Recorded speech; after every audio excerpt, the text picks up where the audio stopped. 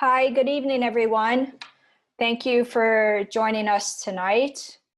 Tonight we have a very special webinar about suicide, as you know, because you all signed up for it. It's a very sensitive topic for many people, those that have survived suicide, those that have lost people who have died by suicide, those that have thought about or attempted suicide themselves. It's often a taboo topic for many people. People do get called out. Families have been shunned due to passings like this. Perhaps not as much now. There's a little more awareness about it. I don't feel that there's enough awareness about it, but that's but that is a part of our history. And I deal with many people on the other side. I've connected with many people on the other side who have died by suicide, and so I decided that this webinar may have some value to helping people understand what I have learned from those who have died by suicide. And before I dive into what I have learned from them, which is a great deal actually, which is nice to hear and it's very comforting.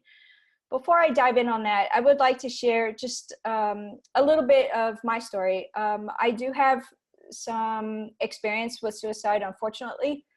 My biological mother took her life when I was 2. So that was my first, obviously, experience. Now, I obviously don't remember it, but that's how my biological mother passed. When I was 16, a very close friend of mine died by suicide as well. And I had actually spoken with her on the phone the night before. And I knew something was wrong, but I was powerless to get help. And I tried. I made a lot of phone calls, but I was only 16 at the time. And so that was a very difficult circumstance, of course. And I know some of you that have joined this call have probably experienced something similar, and in the end, it really does come down to the individual, the actions of the individual. We can do only so much to help people feel loved. They're not burdens. They're not too weird. We're all different. And I think it's important. I love what our next generation is doing, is embracing all of our differences more.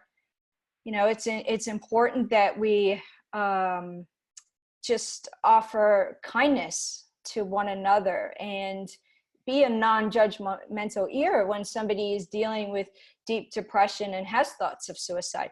That the trick of it is that for people in that position, it's very hard for them to seek out help. They already feel bad enough. I myself, in my younger years, attempted suicide more than once, and gratefully, I managed to survive, and I'm here today. And it's not lost on me how grateful I am that I am still here today. It was very, very close on 2 occasions. And so I understand it from the perspective of getting to that place of just wanting out of the pain, frankly. And in most instances, I actually really feel that's really what it's about. It's not about the permanence of dying. It's about wanting out of the pain. And the pain can be so great. And I know, we all experience pain at those times. And I think almost everyone has had thoughts of suicide, but sometimes there's a range to that. Do we act upon it? Is it a thought? It's a passing thought? I know it's a normal human thought to have that. But then when you get to that place of actually dying by suicide or attempting suicide, then you're in a world of hurt. And that's when, it's hard to cope being around somebody like that. It's hard to know what to say, what to do. And I really feel that the more we talk about it, the more that we are more readily able to cope in those scenarios. You know, it's a tough place to be for everyone. You know, it affects everyone. It doesn't only affect the person that is going through it, it affects everyone around them, whether it be in school, you know, their friends, you know, teammates on teams, you know, family members, obviously parents and siblings and grandparents. You know, it has a ripple effect. And I think in most cases, we don't ever fully recover from that kind of passing, because from the outside, we can see what the person has to offer. The person going through it on the inside, they can't see that. They really cannot. And it's not like people are trying to be difficult. They really, really just cannot see that. So that's what we're here to, you know, talk about tonight. And I'm going to share with you some of the stories I've heard from individuals on the other side who have died by suicide. And each circumstance is different, just as every life is different. So that's what we're here to talk about tonight. So a couple of things. I jumped right in. Partly, I'm a little nervous, you know, sharing some of this myself. So I did jump right in. I will talk a little more, and then there will be room for Q&A for you. Go ahead and put those questions in the Q&A box. You will see Nancy as an admin. And so Nancy is my partner and spouse of 12 years now. She's much more than an admin. She's the behind the scenes person that makes me look good, right? She helps do all of these things for me. So I'm very grateful for that. Very fortunate to have her to be able to do these things with me. For those of you who don't know me, I am Amy Utsman. I'm a professional medium and have been working as a professional medium now for about 11 years. And I've been fortunate enough to be in service of those on the other side and in service of those here. So, so that's just the very little bit about me. Okay, so I would really like to share just a couple of separate individuals that I've spoken with on the other side.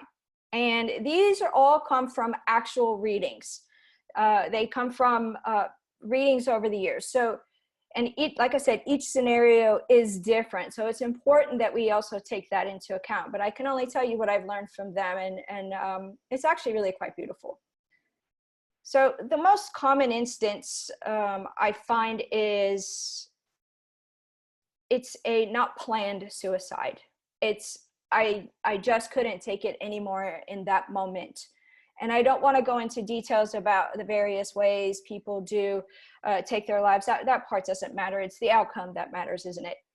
So I had a young man. He was about 15, and just a really energetic, good-looking young man.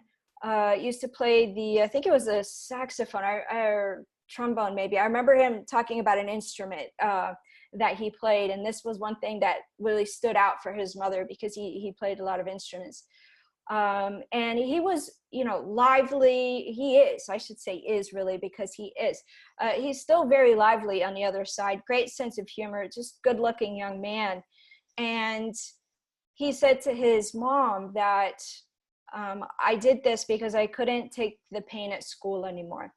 And so in his case, it was a bullying situation. It was being different. And his mom had fought hard for him, talked to the school several times, and it wasn't enough. And unfortunately, he did take his life successfully. So that's what I mean. I think it's important that we talk about it. How do we get action into the schools and such? I don't know. That's not my role right now, but I share that with you because if there's any little threads and seeds that make its way from this talk tonight, then we've done something, right? Probably about 7 years ago, I had a woman come through. It was a friend of a client. young woman in her 40s, I believe she was. I could almost still see her in my mind's eye. And for me as a medium, the first thing when somebody takes their life, what they will do in a reading is they come forth and they do this motion to me. And this lets me know that they've contributed to their passing. They take responsibility for their passing. And then there's usually another image that goes along with it. So we differentiate between, you know, a substance overdose and then I meant to take my life. So this woman, a friend of a client's, again, very bright woman. Like I said, I can almost see her, brown hair, you know, average build, quite fit. She talked about her diet and could you believe that this happened to me? And what happened to her, all of a sudden I felt almost like I could not feel my body. So in her case, she was suffering from Lou Gehrig's disease. And she had gotten to the point that she could only use her arms. And so she decided that that was enough for her. And so she, you know, she took her life. So that situation is very different than a young man that's being bullied, right? I also had a younger male. Now this one was they're all difficult. This one was a little bit different. He was only 12. And he showed me the whole image, everything. And his family was in the house, you know, when he passed away. And so they're forever changed. And his response to me, what he said, and I say to me, but I'm really the voice for his family. And he showed me himself standing in the bathroom and looking in the mirror. And he just said, enough. And then he took his life. And unfortunately, there was no saving him or bringing him back. And so I went on to ask him, because, you know, 12, I mean, it's just so young. So I went on to ask him what was going on that was so bad. And in his case, he was actually too smart for school. He wasn't being challenged enough, and therefore he wasn't bullied, but he was isolated because he could not relate to the other students. And about a couple months before, his grandfather, who was a big champion for him, passed away from a heart attack. So you see, he had a little bit of a buildup going on around that. And oftentimes we do see signs that people are thinking this way. They may talk about it. There are many signs to watch out for. If somebody mentions that they're having thoughts, take it seriously. If you're having thoughts, reach out to someone, reach out to a friend, a family member, the National Suicide Hotline. You know, I've learned from experience that it's actually never too late to get help. And in the moment though, it's usually late at night, you're by yourself, you know, the thoughts are going, but you are not your thoughts. You are not your thoughts. And so if any of you out there are having thoughts or know of anyone having thoughts, let's help them separate from those thoughts and get help. So what are they doing on the other side? Because we do hear things like certain religions may talk about heaven and hell. Sometimes people talk about, well, they come back really fast, you know, they reincarnate, so I won't meet up with them, or they're kept in a separate place. I can only speak from my experience as a medium. So in my experience, they don't really necessarily go to a different place. They do get help on the other side though, and they refer to it as a place of teaching and a place of support without judgment. And this is usually a place with guides, and they can be with their family at times on the other side, and then they're in their place of teaching. And until once they work everything out, then they have the same openness and free will as anyone else that passes on as intended for them on their life path. So I I've never had an individual on the other side say to me, I'm persecuted. I'm treated differently. I'm suffering. Never, not once. And unfortunately, I've connected with way too many people that have died by suicide, but I have never run into that. The woman who passed because of terminal illness, her suicide was treated differently. It was really treated almost like a euthanasia, if you will. She said to me that she was able to go right over, met up with their families, and it was understood because she was terminal. Now, I'm not an expert and I'm not one to make a decision, and I don't want to go down the lines of discussion on euthanasia for people. I can only just tell you what that instance was. So that's how she was treated. The young man who looked in the mirror and said, enough, he expressed some sadness about dying. He did not recognize that it would have been permanent. He felt bad that his family was so sad for him, but he himself, he was okay. And his message really was, he actually acknowledged family member by family member by family member. It was extraordinary reading. He himself basically said that I'm good and I need them to know I'm good. And that is the common theme that I find across the board. You know, they can be emotional readings, of course, because no one wants to see anybody take their life, right, or die by suicide. None of us do. It's really not an answer. To be honest, when you do die by suicide and you disrupt your path, well, in the next lifetime, you'll have to continue those lessons. So I'm so grateful I'm here, because honestly, I don't want to have to live all these lessons all over again. I'd like to work them out, you know, and be done with it, you know, in this lifetime. So they have talked about that they will have to continue the lessons that they did not complete while they were here. And that we all have lessons to learn, you know, financially, independence, compassion, all kinds of lessons, you know, and if we don't complete them in our time given, then we have to continue on. It's about expanding the journey of the soul and the soul's growth. So I will say that about it, and they do acknowledge that they do have to complete. That being said, I've had a few of them say that I've graduated school now. So they have completed some studies on the other side that they were doing here. It's a way of completing some things. So they do have some of those opportunities.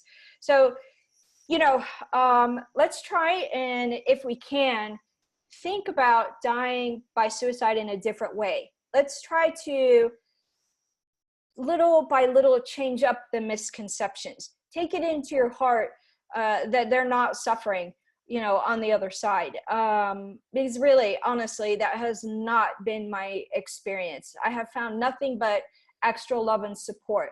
As a matter of fact, earlier on in my readings, probably the first 5 years, when somebody came through that had died by suicide, I would often see them with guides, 2 guides, one on either side of them. And then they would tell me what family members were there. So, you know, so this is what I have learned from them. I do hope that it gives you some insight, a little bit of comfort, knowing that they are not being judged or treated differently. You know, we are all individual souls, and yes, we are all connected, but we're all good as we are, and that doesn't change by the way we die.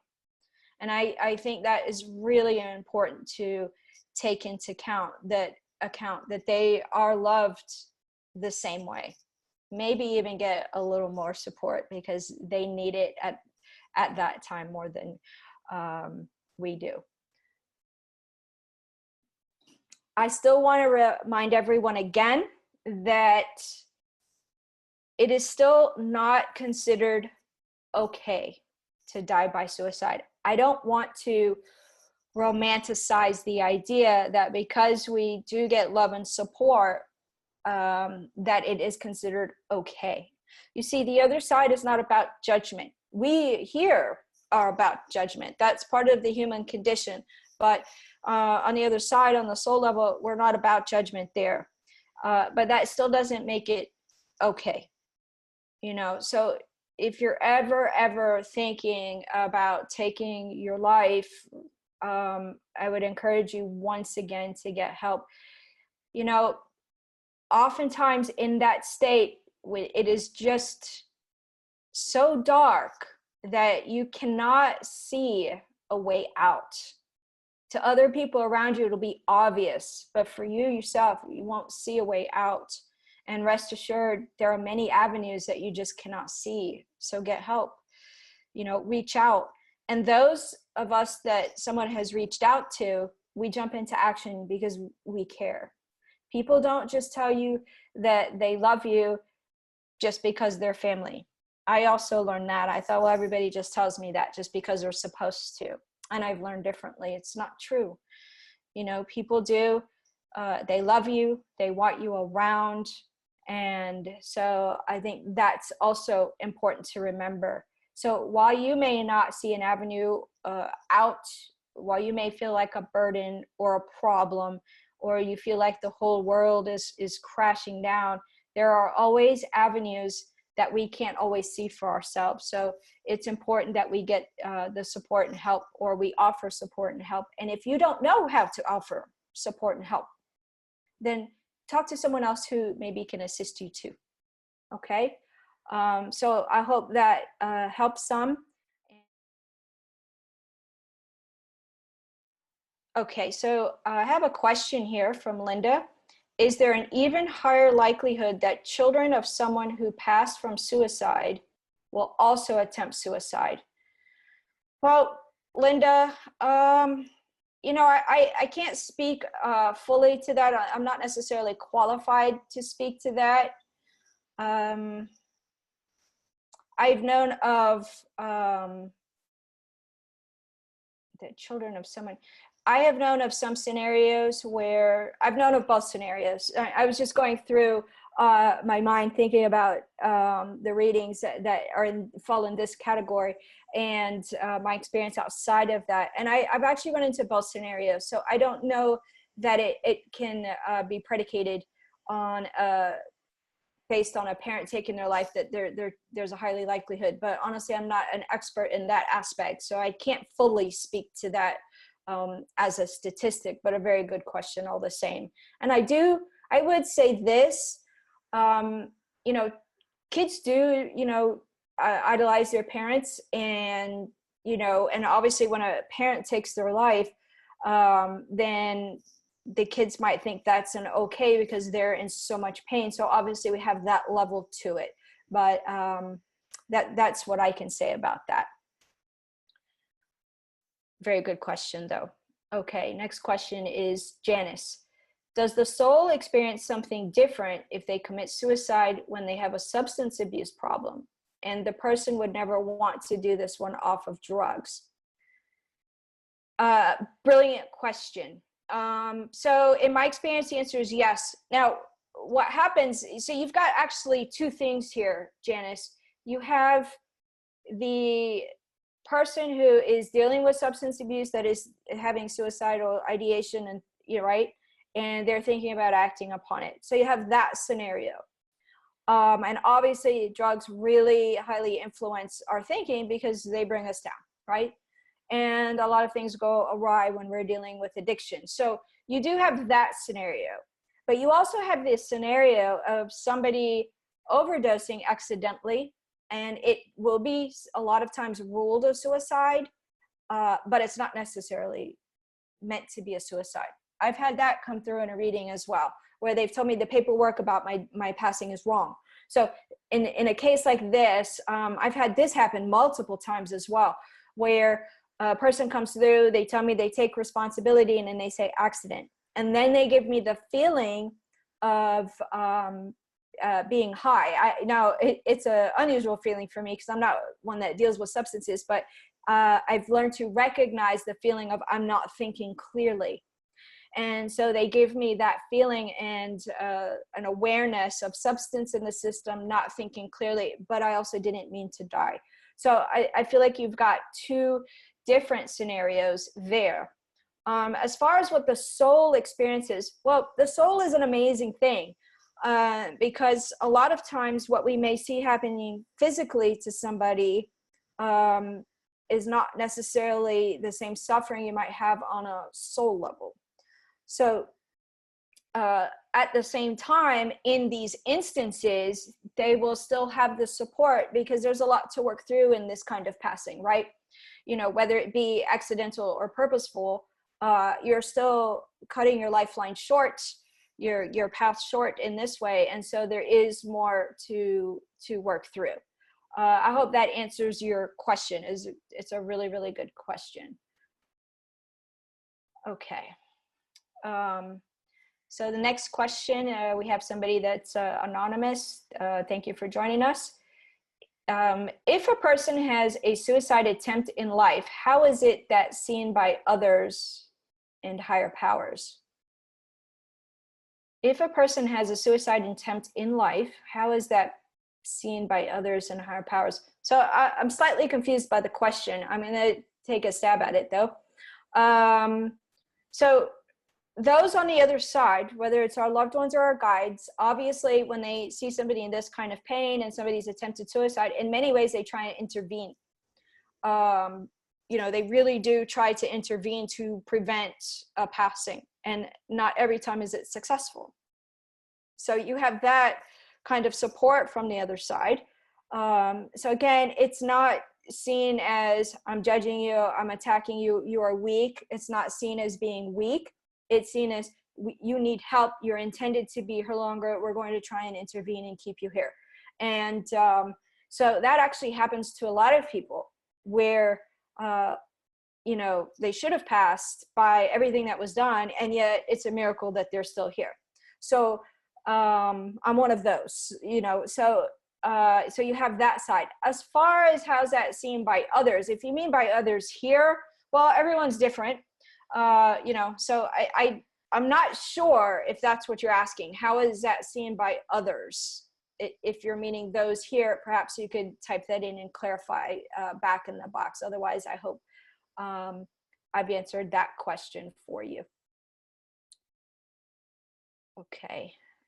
Carol, is it ever part of the soul contract for one to die by suicide so that the lessons are actually for the loved ones left behind? Carol, that's a really tough question, and I will say there is some debate amongst mediums on this one. For me, personally, my philosophy, the answer would be no, because that would be the ultimate sacrifice of a soul for the sake of all the lessons for those left behind. So in my philosophy, I would say no.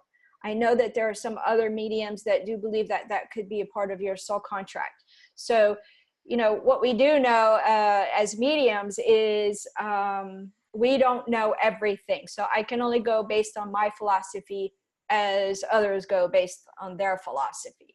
But I hope that answers your question. I know it's a heavy topic tonight, and I don't see a lot of questions coming in as usual. I will touch on the soul contract a little bit. For those of you that are not familiar with that, what that means, the soul contract is tied to the Akashic records. Some of you may have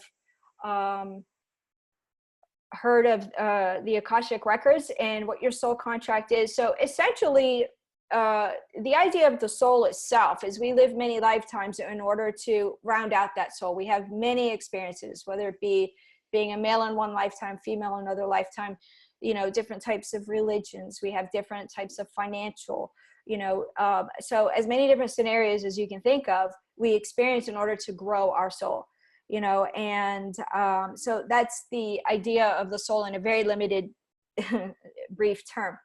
So a soul contract is something that we essentially do for a lifetime. It's all the things that you've set up with working with your guides on the other side before you've come into this lifetime and say, okay, I'm going to do XYZ lesson for the sake of, you know, growing my soul. And some of us may be sitting here wondering, why did I think of so many lessons I needed to go through? I know all of us have had that thought from time to time. Maybe not in those exact words, but what was I thinking? You know, so that is on a very limited scope is what a soul contract is. So that's hopefully that makes a little bit of sense to you guys. You know, is this making sense to you all? Could you put like a yes or something in the chat box if you don't mind? Just because I'm speaking to you all here, you know, by myself. Okay, I'm welcome to, we still have some time if you'd like some more questions, if any of you have any kind of, you know, question related to the topic. Thank you for your comments. More on guides, somebody wrote in here. Sure, I'm happy to talk about guides. Okay, listen, first off, I love guides. Okay, guides are, from my understanding, guides are people that have lived before. They're a little bit different than angels who have not incarnated before. We each have one guide, and the term I like to use for that is life guide. Some people, you may hear the term my guardian angel. What else? Master guide, you may hear that term too. I like the term life guide. The one guide that we all have is one that is with us as we're working through that soul contract and is with us throughout our entire lifetime, and then they will be with us as we transition out. So we all have that help. In general, our family members, our loved ones are not guides. Guides are a little bit more objective. They're here to guide and not tell you what to do. A lot of times when you feel that pang in your gut or a little knowing that I know something's off or I'm not sure why, or a feeling about something, a lot of times that's your guide just giving you a little, just a little bit of information, you know. So pay attention to your gut, and you can develop a relationship with your guides. You don't have to be a medium to do that, Kathleen. That's the best part. You don't have to be a medium. We did a talk about guides a while back, so it is on the YouTube channel. So you can watch that one as well. Okay, but you know, mediums, we rely on our guides heavily. I know there's a medium on this call here right now. So we rely on our guides heavily, and they help us be the mediums that we are for, you know, to be in service of those on the other side in here, you know. But we all have guides, and I really encourage people to get to know your guides because it's just one more way for you to have some guidance on your own intuition. You know, it's a power for you to use, right? It's just one more resource. It's just a little bit more objective, but there to help you on your path.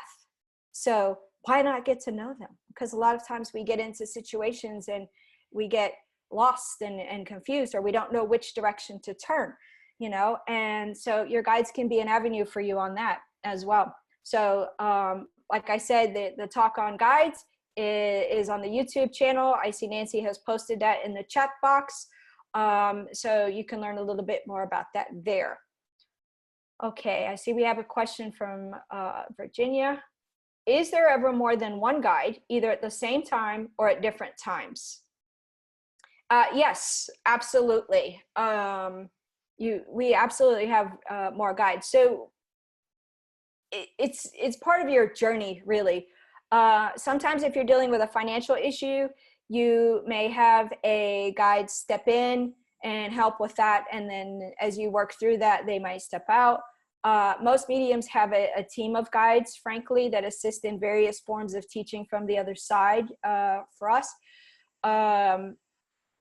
Like I said, all of us have at least one guide. You can absolutely have multiple guides, and they each have different roles to assist you on. So for example, I have, and I'll even share her name with you.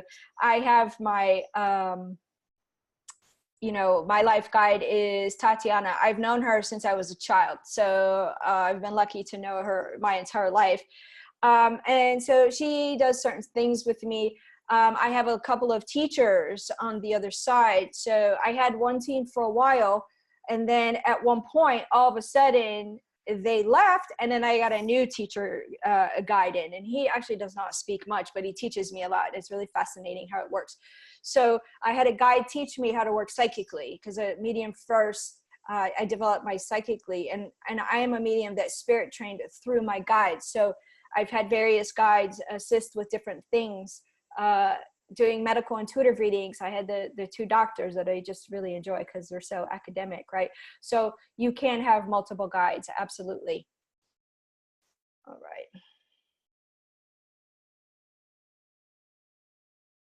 Okay. Other questions here? I'm looking down the list. Okay, this is a question from Jennifer. If you kill yourself, it said in the Bible that is the ultimate sin. Are you allowed into heaven, or are you stuck in between? So Jennifer, you know, in my experience, we have what I've learned from the spirit world, which sometimes conflicts what I've learned in religion. I myself, I'm raised Catholic. So, I was taught this, and I don't like to go down a controversial path about religion. I can only speak from my experience with connecting with those on the other side, that not one of them has ever said that they were stuck, that they were judged, that they're living in sin. As a matter of fact, most people come out of a reading feeling more comfortable because the essence of the personality of their loved one who has died by suicide has not changed. So we still have laughter in these readings if somebody is very humorous. Once you see that the person, their personality has not changed, like I said, on occasion they might express a little bit of regret that it happened this way, but you will find that they are having a different experience that is than is often taught in religion. And I'm grateful for that, because I remember the first individual that came through in a reading that died by suicide. And I was confused at first because I saw them walking in with two guides. And it wasn't until they gave me a symbol that I realized that they had died by suicide. And they didn't come in with their family. Not that everybody does right off the bat, but usually have multiple people coming through. And so in that moment, I was curious to see what they were going to say. And so, what I have found time and time again is that they are not judged. It's not considered a sin. It's not good to take your life because we are intended, we have agreed to be here. We have agreed to live this life. We may question why we've agreed to do so, but we've agreed to be here. And so it's important that we still remember and not romanticize that they are being loved and taken care of. You will also find that it takes sometimes a while for them to join up with their family on the other side. And so, not everybody wants to be in a place of teaching. So, but sometimes that's what we need to do. So, but I'm going to be actually honest, I've never encountered the situation of hell. I've actually never seen that situation. Now, fortunately, I've also never connected with an individual on the other side that has committed heinous crimes. So just to be clear, but I've never seen a hell, but I've not connected with anybody that has purposefully committed heinous crimes either. So, and I've done over 5,000 readings worldwide at this state. So I talk from my experience. I've talked to many other mediums, and I will say mediums across the board. I've never encountered a medium that believes in hell. I've never encountered a medium that feels that somebody that has died by suicide is judged. It's conversely, we have extra compassion for them. And we allow even more space for them to come through because we recognize that their passing is harder than those who are, it's time for them to go. So we actually give even more open space without judgment so they can come through and speak to their loved ones here. So I know I went a little bit over on that question, but I hope that makes sense. Okay. Karen, my daughter ended her life. She was chronically ill, and I felt we would get her to a place that she would attain decent health and live out her life. She felt otherwise. I know she was very sick with low quality of life when she took her life. How does this play out on the other side? Even though she was ill, could she have attained good health?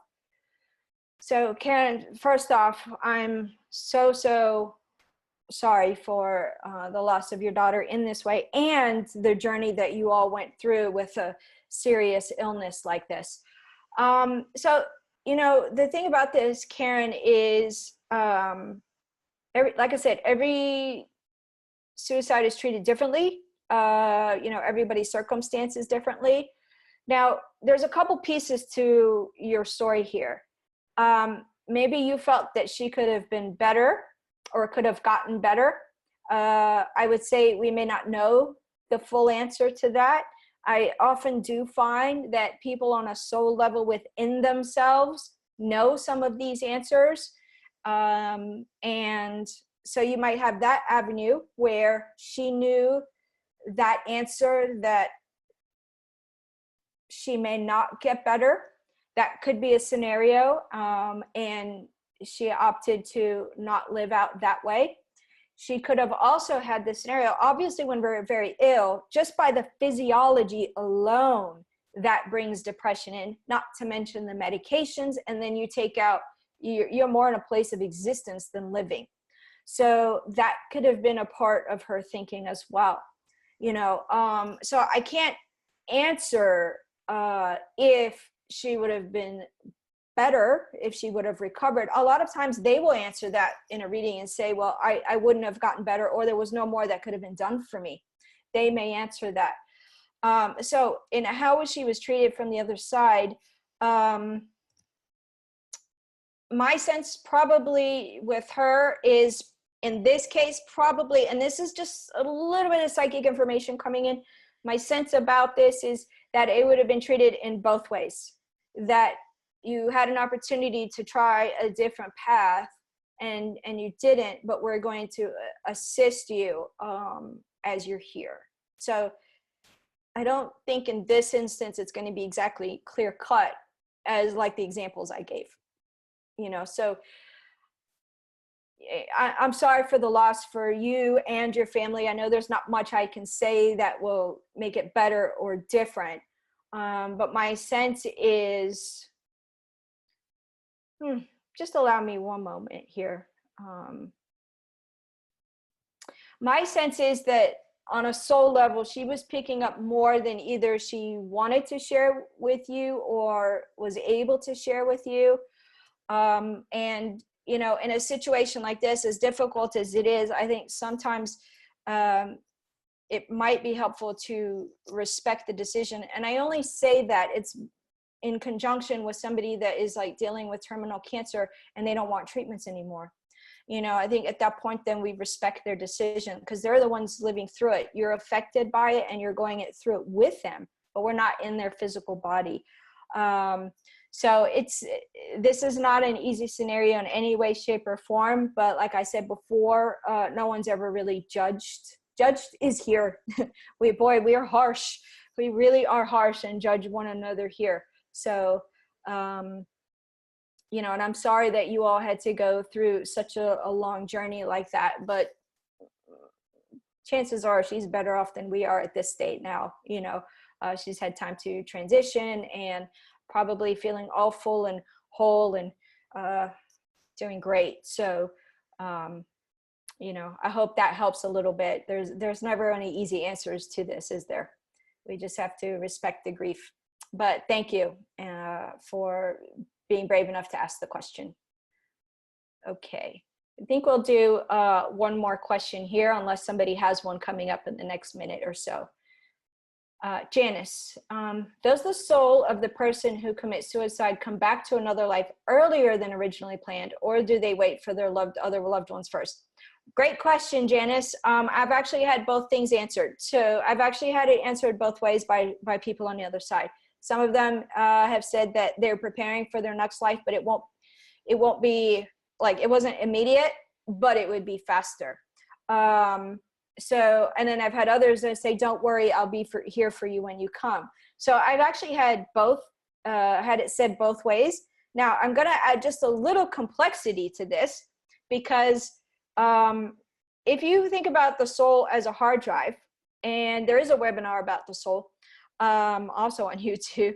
If you think about the soul as a hard drive and each lifetime as a folder, they can still come into this lifetime, and you can still connect with that original lifetime that you knew of them here. So I know it gets complicated, but that can happen. And so again, there's some dispute in the medium community. It's not really a dispute, really. It's you know, some talking about, what do you think about this? What do you think? And each of us really truly can only go based on experience. I've heard it both ways. So I've heard some say that they're taking a break right now. They've worked through what they needed to, and then pretty soon they're going to start their plan to come back. So I've heard that being said, and I've heard others say, don't worry, I'm going to wait for you before I come back. So each one is different, right? And I think we ought to treat each scenario as its own unique scenario. Okay. So I don't see any other questions. I'd really like to thank you all again for joining in. I know this is not an easy topic. It's one I've hesitated to talk about for a long time. But I don't think that's the right thing just because it's difficult. So I think it's important that we do talk about it. Far too many people are taking their lives. The suicide rates are increasing instead of getting better. And so we just never know what it is. Sometimes it's just one little statement of happy to see you at work today, or look forward to seeing you at work tomorrow. You don't always know what somebody's going through. So sometimes just these little drops of kindness might just be enough, and we don't know. So, let's think about it that way. Let's not be afraid to talk about it. Let's not be afraid to learn how to help somebody cope through it.